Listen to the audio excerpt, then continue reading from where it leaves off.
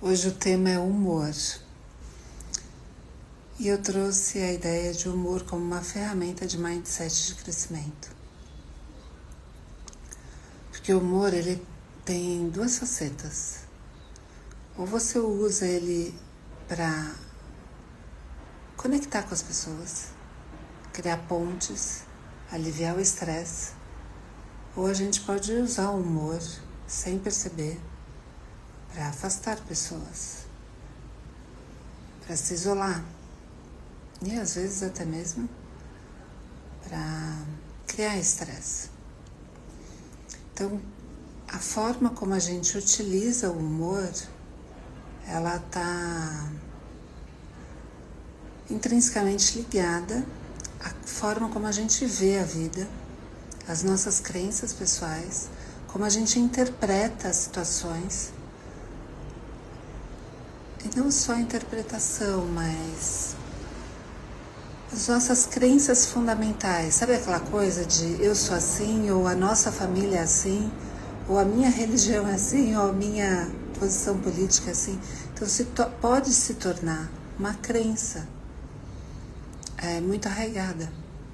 Então o humor, olhando pelo ponto de vista de mindset fixo, ele te coloca numa caixa, numa limitação que quando você sai dali, é uma sensação de que você está fazendo algo errado ou que algo perigoso pode acontecer com você.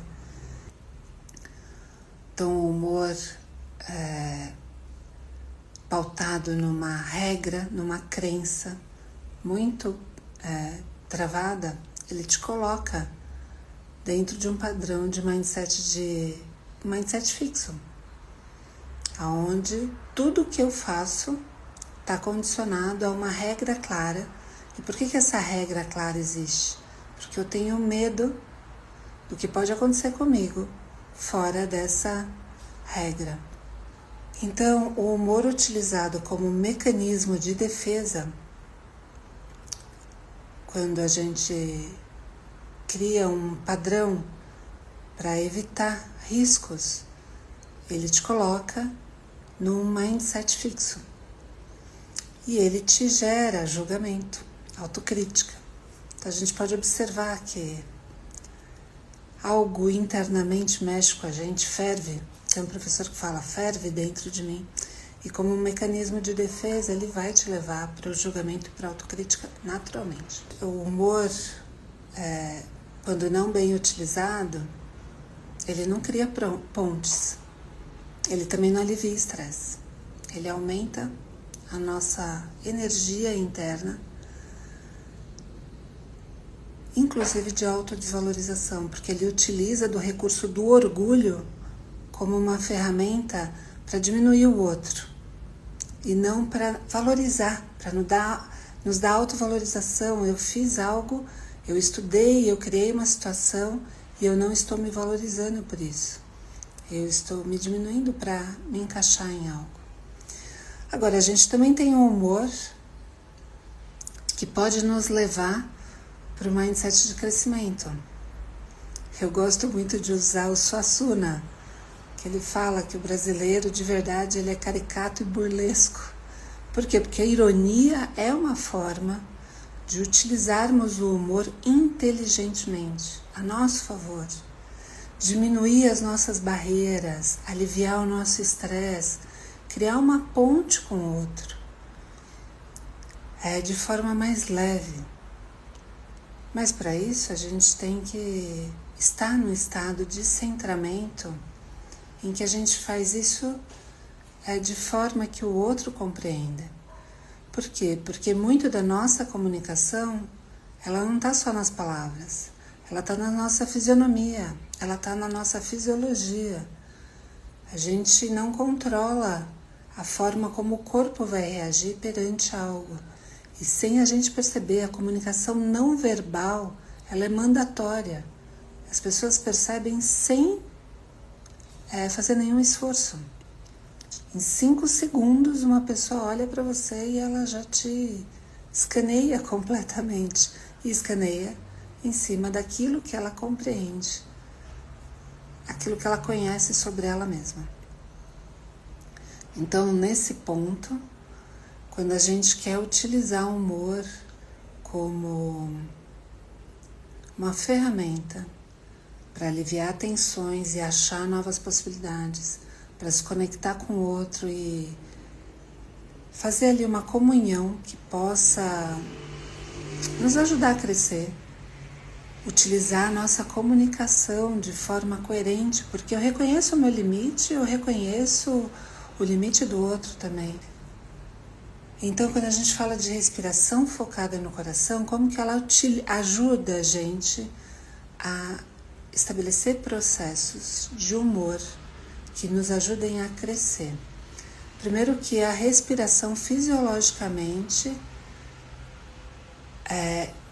desativa gatilhos internos.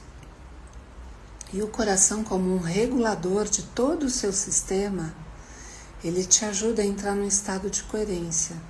Eu gosto muito de uma autora chamada Penny Pearce, que fala sobre frequência vibracional, que está tão na moda, mas ela fala da gente conquistar o nosso centramento para acessar a nossa frequência original, que ela chama de alma amorosa. E eu gosto, porque quando a gente utiliza a alma amorosa dentro da respiração do coração, a gente entende completamente do que ela está falando. Então, a respiração e o coração, eles ajudam a gente a entrar em coerência daquilo que a gente sente, aquilo que a gente pensa, com essa nossa frequência original. E não só isso, ele ajuda estados de autorregulação de humor. E nesse ponto, ele te ajuda a evoluir com a sua autopercepção diante ao entorno e como eu posso fazer para mudar a minha característica. E lembrando que isso é fisiológico, quando você escuta os neurocientistas, né, eu vejo bastante falando, você não consegue fazer mudanças tão fácil. Realmente você não consegue se você não mudar a sua fisiologia. E a respiração focada no coração te ajuda a fazer essa alteração da fisiologia. Assim como atividade física, musculação, um bom livro, um bom filme, uma música, ritmos, os sons controlam a nossa frequência. Bom, então, a nossa respiração focada no coração hoje vai ser para a gente entrar em contato com a nossa frequência original, com o nosso centramento, com essa nossa disposição interna de ser quem nós viemos ser. Olá, Undina, bem-vinda. Então vamos começar já a respiração. E eu sempre começo da mesma forma. A respiração focada no coração, nós estamos com os pés no chão.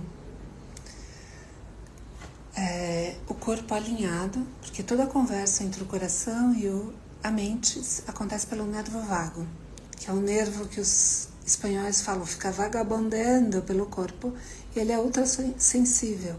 Então é importante a gente ter essa consciência do corpo e de relaxamento interno. Então eu fecho os olhos e com o corpo alinhado eu coloco as minhas mãos sobre o colo, evito cruzar, justamente para manter o meu corpo relaxado. Posso relaxar minhas pernas, meu quadril. E eu volto a minha atenção ao meu mundo interior, para observar como eu acordei hoje, qual o meu humor. Estou ansioso, bem-humorado, mal-humorado, porque é natural que a gente às vezes acorde mal-humorado. E é importante reconhecer isso. O reconhecimento é o primeiro passo para a mudança.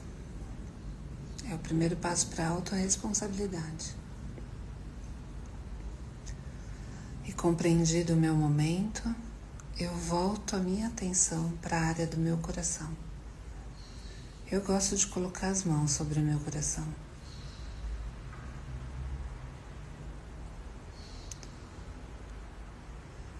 Respirando calma e profundamente, eu sinto o ar fluindo de dentro para fora da área do meu coração,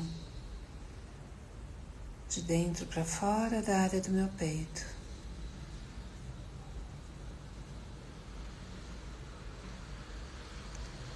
E eu posso respirar cada vez mais calma e profundamente, encontrando um ritmo só meu.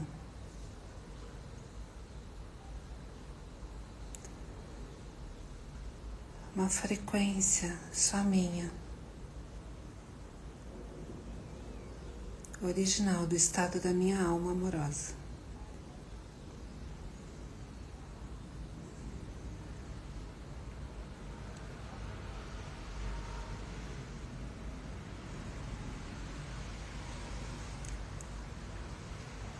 E nesse lugar eu reconheço quem eu sou naturalmente.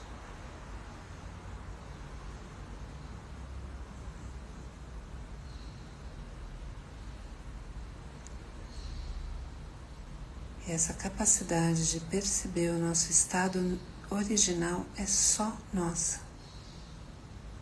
Nenhuma regra, nenhuma conduta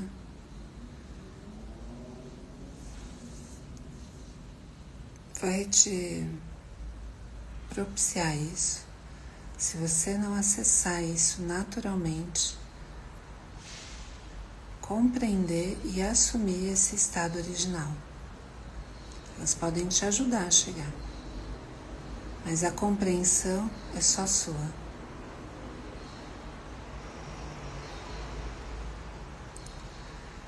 E aqui você pode recarregar a sua energia. Muitas vezes a gente pode até se sentir agitado aqui. Lembra de botar os pés no chão, respirar calma e profundamente, soltando o ar mais longamente até do que a inspiração, promovendo assim um relaxamento interno e desconectando aqui as nossas ferramentas de autoproteção. Quando estiver pronto, volte sua atenção ao externo. Bom, a gente, desde a nossa gestação, quando você vai estudar um pouco a formação do embrião, aos 21 dias o coração dá um giro à direita e começa a bater, fazendo duas ações. Uma, mandando informações morfogenéticas, que são as informações que a gente traz de toda a nossa ancestralidade, as nossas memórias. E outra, nutrindo o corpo para que ele cresça.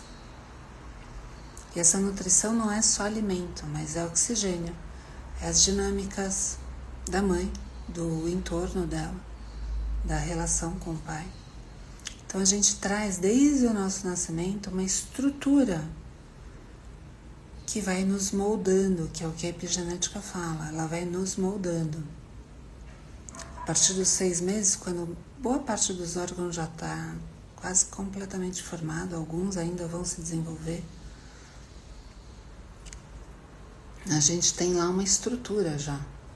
E daí quando a gente nasce, a partir dos 6 meses, a epigenética usa muito os 6 meses. A partir dos 6 meses para frente, até os 7 anos, a gente vai, nossa experiência, criando estruturas ainda mais fortes. Então, às vezes é um conceito que falaram pra gente. Ah, você é assim, você é assado. Ou a nossa família é assim. Então, isso vai criando modelos que são muito importantes, que nos fazem chegar onde a gente chegou, mas também, às vezes, eles precisam de um refrigério, uma regulação, às vezes um acesso a quem nós realmente somos antes dos 6 meses, que deu os primeiros passos de formação. Então a nossa alma amorosa, ela está aí, ela traz ali também suas memórias, eu acredito nisso. A gente não vem como uma tela em branco, mas como um histórico que precisa experimentar coisas novas. E se eu preciso experimentar, é a chance que eu tenho de ir sempre renovando essas estruturas. Então, nesse processo de regular essas estruturas, eu preciso entender fisiologicamente como eu funciono e como todos os meus recursos, o coração e a respiração é o que eu utilizo, fora a homeopatia e outros, mas a respiração e o coração me dão ganhos, saltos de consciência. Eles te ajudam a primeiro se auto-observar, entrar no seu centramento. E daí eu falo, isso é bom para mim, isso não faz mais sentido. E ela te ajuda a ter energia para a mudança, porque a mudança ela não é simples, ela leva tempo. Por isso que a gente vive 100 anos. E se você também quer buscar formas naturais de se autorregular, de se conhecer e usar isso na rotina como uma prática, me acompanha. E se vocês conhecerem alguém que pode se beneficiar, manda para essa pessoa.